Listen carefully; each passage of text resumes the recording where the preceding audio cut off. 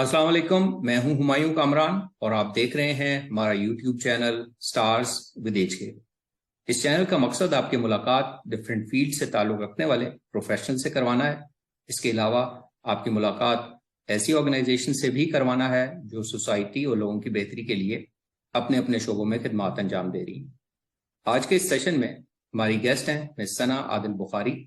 ये children library complex special section Lahore में as a speech language pathologist काम कर रही हैं।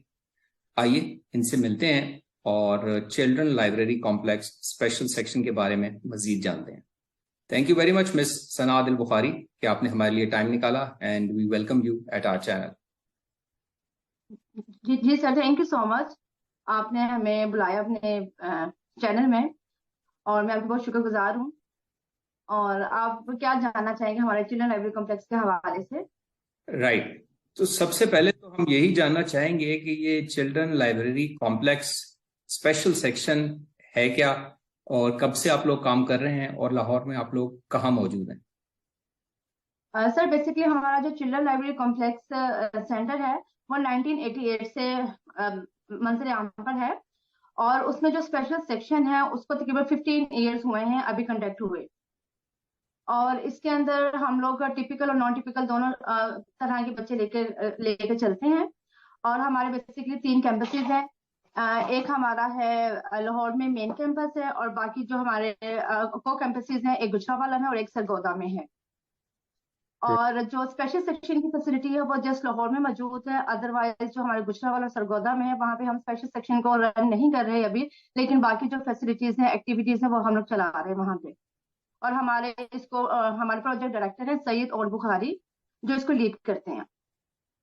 राइट, तो आपने ये कहा कि स्पेशल सेक्शन जो है वो सिर्फ अभी लाहौर में काम कर रहा है, तो इसके अलावा जो दूसरी एक्टिविटीज आपने गुजरांवाला और दूसरे शहर का बताया, तो वहां पे कौन सी एक्टिविटीज स्पेशल सेक्शन के अलावा कौन सी एक्टिविटीज होती हैं? अब वहाँ पे हमारी एकेडमिक स्किल्स हैं, लाइब्रेरी है, स्पोर्ट्स एक्टिविटीज चल रही हैं और side by side art and craft activities चलती हैं।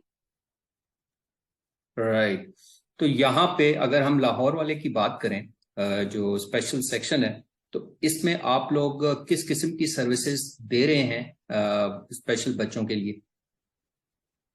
यहाँ पे हम लोग काफी तरह की सर्विसेज बच्चों को दे रहे हैं, जिसमें हमारा मेन फोकस है स्पीच एंड लैंग्वेज थेरेपी पे, गाइडेंस एंड काउंसलिंग है और असेसमेंट्स हैं बच्चों की।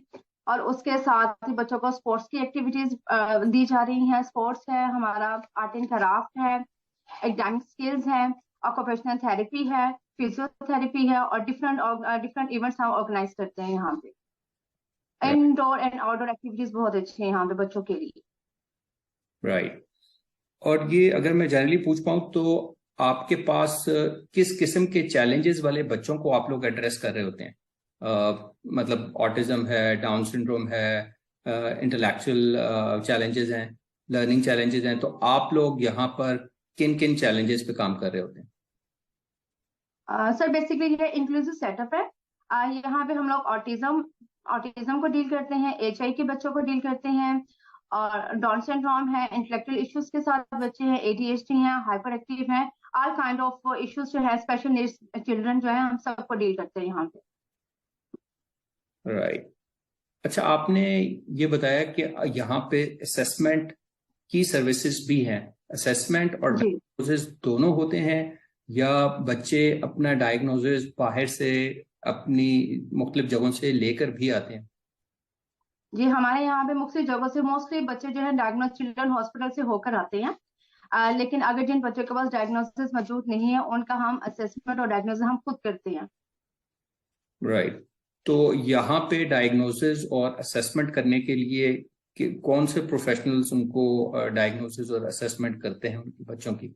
हमारे पास साइकोलॉजिस्ट हैं मोहम्मद अब्बास अशरफ, और मैं हूँ सना आदिल बुखारी, स्पीच थेरेपिस्ट। हम दोनों असेस करते हैं और फिजियोथेरेपिस्ट हैं हमारे पास। और वीकली भी उनका विजिट होता है और रेगुलर बेसिस पे भी है हमारे पास। तो ये टीम बनती है, टीम बैठती है और फिर हम बच्चे की असेसमेंट करते हैं और उसका फिर डायग्नोसिस देते हैं पेरेंट्स को। राइट, अच्छा, यहाँ पे जब आप बच्चों के साथ काम कर रहे होते हैं तो क्या आप बच्चों को ग्रुप्स में पढ़ाते हैं आप लोग, या उन पे काम करते हैं एकेडमिक्स पे, या डेली लाइफ स्किल्स पे, दूसरी चीजों पे, या 1-to-1 सेशंस पे ज्यादा काम करते हैं? आपका मोड ऑफ ऑपरेशंस कैसे होता है, जरा अगर उसके बारे में भी हमें बता सकें। सर यहाँ पे हम बेसिकली अगर हम थेरेपिस्ट की बात करें, स्पीच थेरेपी है सपोज, तो हम लोगों ने उसको ग्रुप में डिवाइड किया हुआ, इंडिविजुअल भी हैं और जो है ग्रुप सेशंस भी हम लोग लेते हैं। और जो ग्रुप सेशन तकरीबन 5 to 6 बच्चों का एक ग्रुप बना दिया जाता है, ठीक है, जिसमें डिफरेंट इश्यूज के बच्चे होते हैं, कि बच्चे एक दूसरे को देख के बोलना सीखे हैं। फिर सीधा कुछ इंडिविजुअल सेशंस भी हम लोग कंडक्ट करते हैं, कि समटाइम ऐसा होता है कि बच्चे ग्रुप में बैठते नहीं है, तो इस वजह से हम लोग उनको फिर इंडिविजुअल सेशंस देते हैं। और कुछ बच्चे ऐसे होते हैं जिनको सोशल कम्युनिकेशन इश्यूज होते हैं, ऐसे बात कर बच्चे हैं, उनको किसी चीज का डर होता है, खौफ होता है, वो ग्रुप में नहीं बात करते, तो उनको ग्रुप में सोशलाइज करने के लिए उनको हम बैठाते हैं, ताकि उनकी जो है ना इनहांस हो।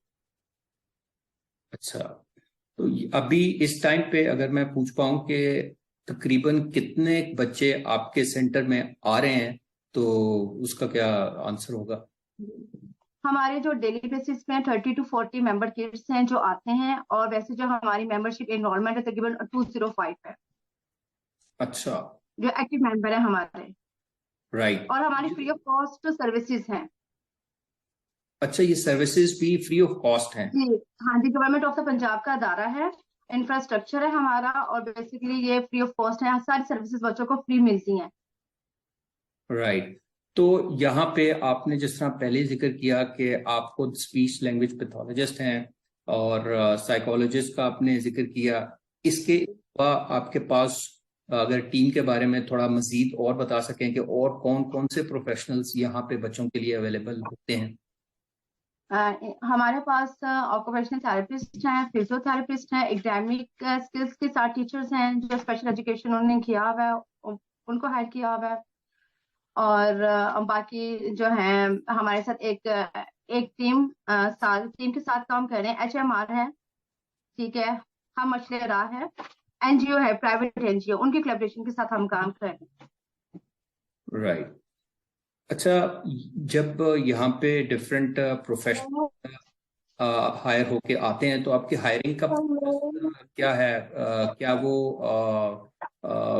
प्राइवेट सेक्टर की तरह हायर करते हैं, या गवर्नमेंट के कुछ स्पेसिफिक रूल्स एंड रेगुलेशंस हैं उनको फॉलो करते हुए हायरिंग होती है आपके सेंटर में प्रोफेशनल्स?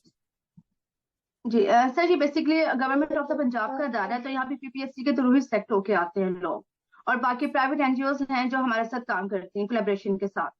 आपके स्कूल की, आपके सेंटर की या इस सेटअप की कुछ खास खुसूसियत, कोई ऐसी मुनफरिद बात जो आप हमारे साथ शेयर करना चाहें? क्योंकि एक चीज तो आपने शेयर की जो कि डिफरेंट थी, कि फ्री ऑफ कॉस्ट है ये इदारा, इसके कोई ऐसी और खुसूसियत आप शेयर करना चाहेंगी हमारे साथ?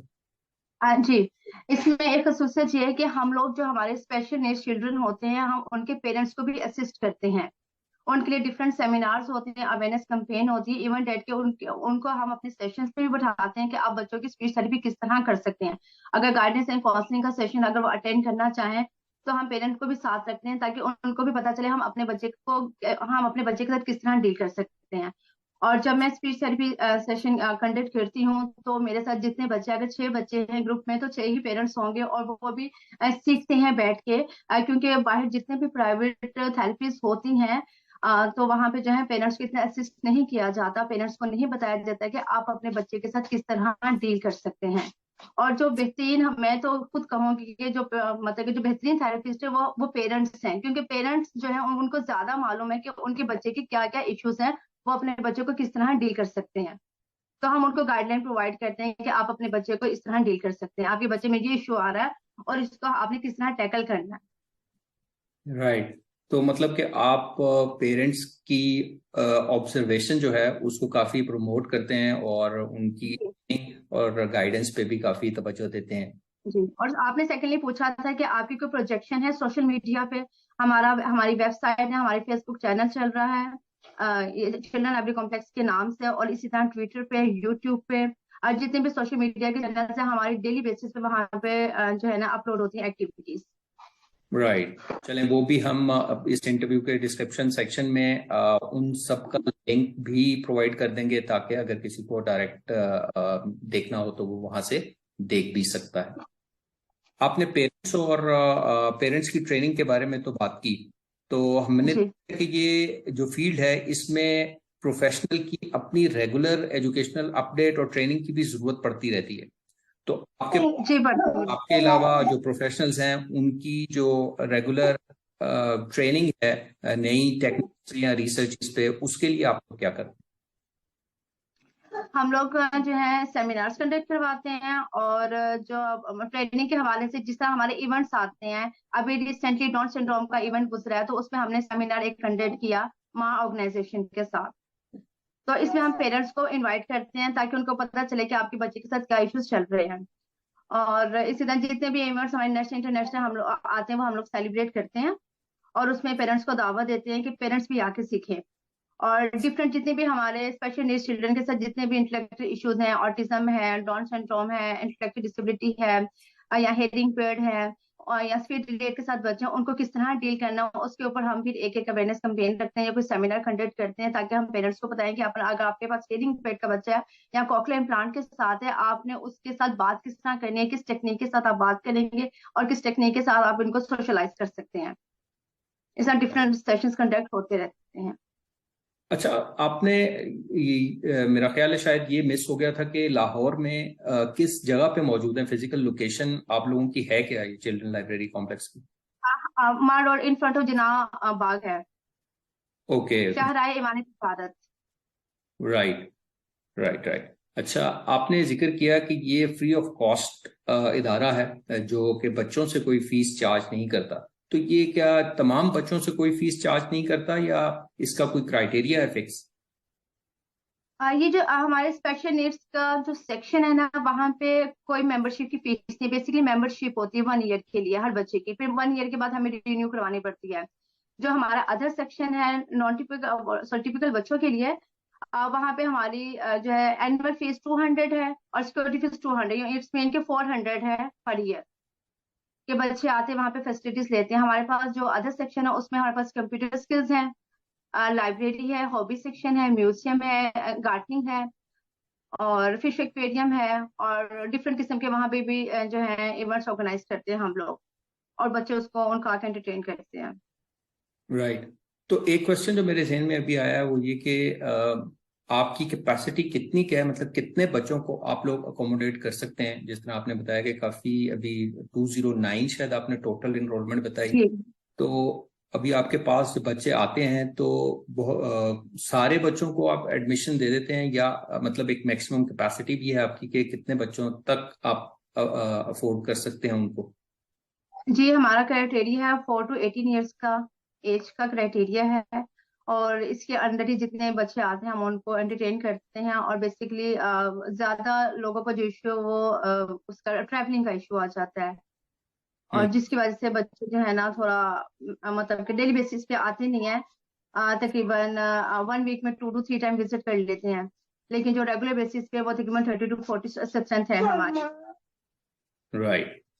अच्छा, अभी आपने ये जिक्र किया कि लोगों को ट्रैवलिंग का इशू होता है जिसकी वजह से वो रेगुलरली रोज शायद नहीं आ पाते। तो क्या children library complex special section कोई ऑनलाइन सर्विसेज भी दे रहा है अभी? अगर नहीं दे रहा है तो क्या फ्यूचर में ऐसा आप लोग सोचते हैं कि जो लोग यहाँ तक फिजिकली नहीं पहुंच सकते तो उनको सर्विसेज देने का कुछ तरीकाकार इख्तियार? जी इंशाल्लाह इन फ्यूचर प्लान है ऑनलाइन सर्विसेज का। जैसे कोविड आया था, पेंडेमिक इशू आए थे, तो उसके अंदर हमने बच्चों को ऑनलाइन सर्विसेज ही दी थी। आपने शुरू में जिक्र किया कि children library complex special section जो है ये एक इंक्लूसिव सेटअप है। तो हमारे व्यूअर्स को जी आप बताएंगे कि इंक्लूसिव सेटअप क्या और कैसा होता है, और आप अपने सेटअप को इंक्लूसिव सेटअप कह रही हैं तो उसकी क्या वजह जी, इंक्लूसिव सेटअप ऐसे है कि क्योंकि हमारे इस बिल्डिंग में 2 सेक्शन रन करें, एक रेगुलर बच्चों के लिए और एक स्पेशल नीड्स चिल्ड्रन के लिए, ठीक है। तो जब हम अपना प्रोग्राम कंडक्ट करवाते हैं स्पेशल सेक्शन में, कोई भी इवेंट या सेमिनार कंडक्ट होता है, तो हम अब उसमें रेगुलर बच्चे जो हैं उनके बहन भाई हैं या रेगुलर जो मेंबरशिप के बच्चे हैं, हम उनको भी इन्वाइट करते हैं, तो वो बच्चे मिलके खेलते हैं। ठीक हो गया, एक ये इंक्लूसिविटी आ गई। फिर सेकंड, जब हम स्पोर्ट्स कंडक्ट करते हैं बच्चों के लिए, तो उसमें भी जो हमारे अदर स्कूल के बच्चे हैं वो आते हैं, वो पार्टिसिपेट करते हैं हमारे स्पेशल नीड्स चिल्ड्रन के साथ, ताकि उनको भी अवेयरनेस हो कि स्पेशल नीड्स बच्चे क्या होते हैं और उनके साथ हमने किस तरह डील करना है, सोशलाइज हमने उनको सोशल किस तरह करना है। राइट। और अभी रिसेंटली हमारा स्पेशल ओलंपिक्स के साथ मुआहदा हुआ प्रोजेक्ट है हमारा, स्पेशल ओलंपिक्स पाकिस्तान के साथ। तो अभी रिसेंटली हमने एक रूम बनाया है जिसमें बच्चों की स्पोर्ट्स की काफी चीजें हैं, और बच्चे आते हैं डिफरेंट स्कूल से, मेंबरशिप उनकी होती है और वो यहाँ पे खेलते हैं। और समर कैंप भी हम लोग कंडक्ट करवाते हैं। अभी रिसेंटली हमारा 3 मंथ का समर कैंप कंडक्ट हुआ, वो बहुत अच्छा गया और लोगों ने बहुत ज्यादा पसंद किया। समर कैंप में बहुत ज्यादा एनरोलमेंट थी हमारी। और अब दोबारा स्कूल की एक्टिविटीज ओपन होगी समर समर के बाद, स्कूल भी चाहते हैं, और फिर जब उनके पास टाइम होता है तो वो फिर हमें विजिट भी करते हैं। राइट। सही। अच्छा, एक चीज बताइए कि बहुत सी जगहों पे जो तरक्की याफ्ता ममालिक हैं या जिन पे ज्यादा काम हो रहा है और जिनको हम फॉलो कर रहे होते हैं, वहाँ पे तो अब काफी टर्म्स जो यहाँ पे यूज होती हैं वो ऑब्सोलीट हो चुकी हैं, वो वहाँ पे यूज करना पसंद नहीं करते, जिस तरह नॉर्मल बच्चे, एबनॉर्मल बच्चे या इस तरह की दूसरी टर्म्स। इसकी जगह बहुत सी नई टर्म्स आ गई हैं। तो क्या इन टर्म्स की यूज करने से फर्क पड़ता है और हमें ये टर्म्स यूज करनी चाहिए? जी बहुत फर्क पड़ता है। हमें हमेशा बच्चों को पॉजिटिव लेना चाहिए ना। अब एक बच्चा आज मेंटली चैलेंजेस बच्चे हैं, उनको रिटार्डेड चिल्ड्रन कहा जाता था, MRC के नाम से कहा जाता था, लेकिन अब ये टर्म चेंज हो चुकी है, MCC के बच्चे, ठीक है, मेंटली चैलेंजेस बच्चे हैं, ठीक है। तो जब हम इनको मेंटली रिटार्डेड कहेंगे तो वो, जब भी कोई पेरेंट आता है कंप्लेन करता है कि जी हमारा बच्चा है, इसका दिमाग छोटा है, दिमाग तो किसी का भी छोटा नहीं होता ना। तो या ऑटिज्म एक वो कहते हैं डिजीज है, बीमारी है, जबकि basically autism is not a disease, ठीक है। उसमें तो सोचने का अंदाज डिफरेंट है, मेल जोल का अंदाज डिफरेंट है ना।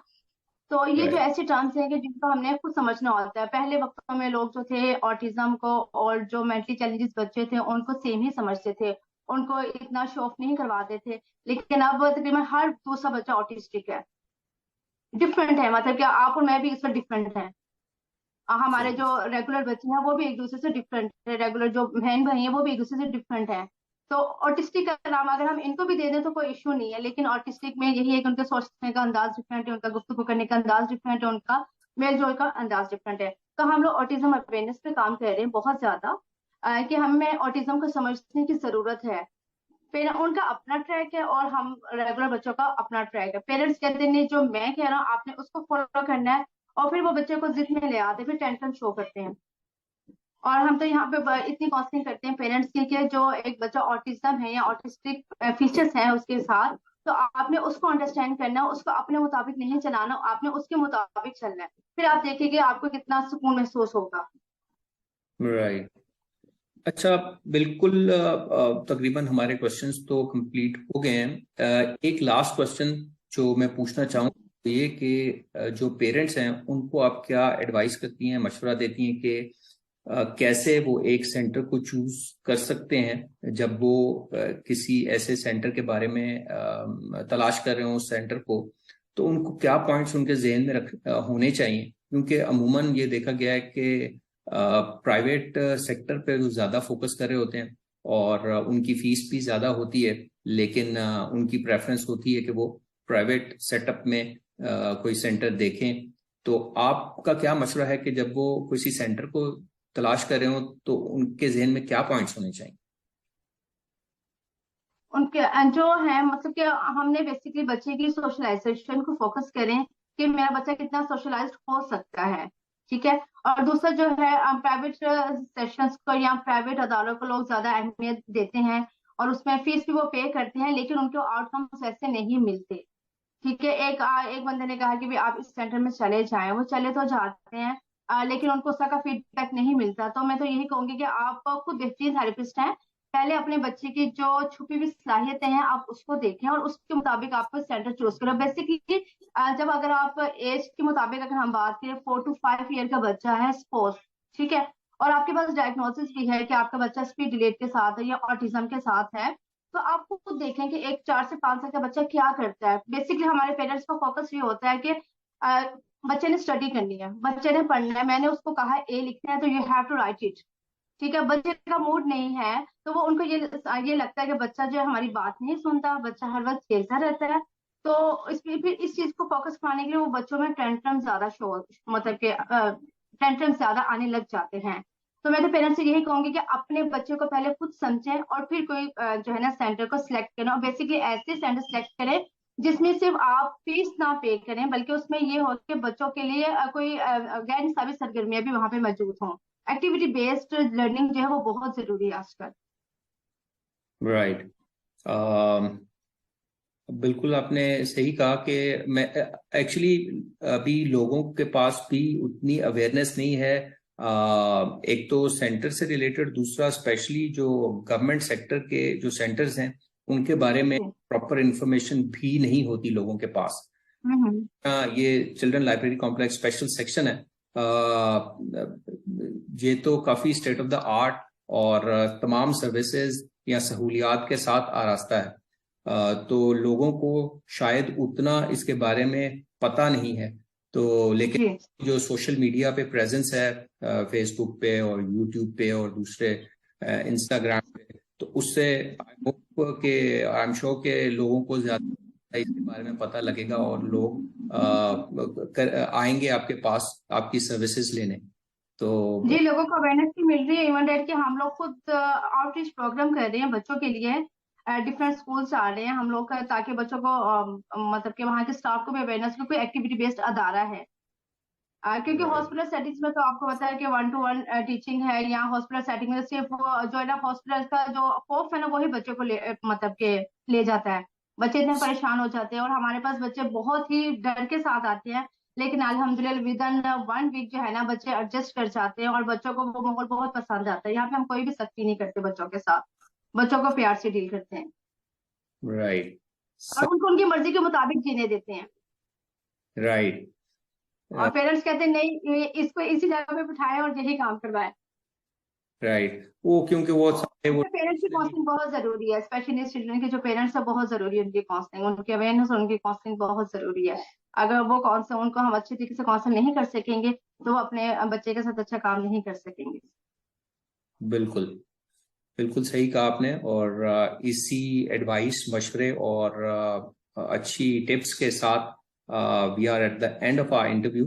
और मैं दोबारा मिस सना आदिल बुखारी आपका दोबारा शुक्रिया अदा करूंगा कि आपने टाइम निकाला। और हम उम्मीद करते हैं कि ये इंफॉर्मेशन जो हमें स्पेशल सेक्शन के बारे में मिली है और आप लोगों के बारे में मिली है, ये हमारे व्यूअर्स के लिए ज़रूर फ़ायदेमंद साबित होगी, और इससे उनको ज़रूर हेल्प मिलेगी सिलेक्ट करने में और आपकी सर्विसेज लेने में। तो आपका बहुत शुक्रिया। Thank you so much. Okay. और आप लोगों का भी बहुत शुक्रिया जिन्होंने हमारी वीडियो को वॉच किया। और हम इंशाल्लाह नेक्स्ट सेशन में एक नए गेस्ट के साथ आपकी खिदमत में दोबारा हाजिर होंगे। Until then, take care and अल्लाह हाफिज।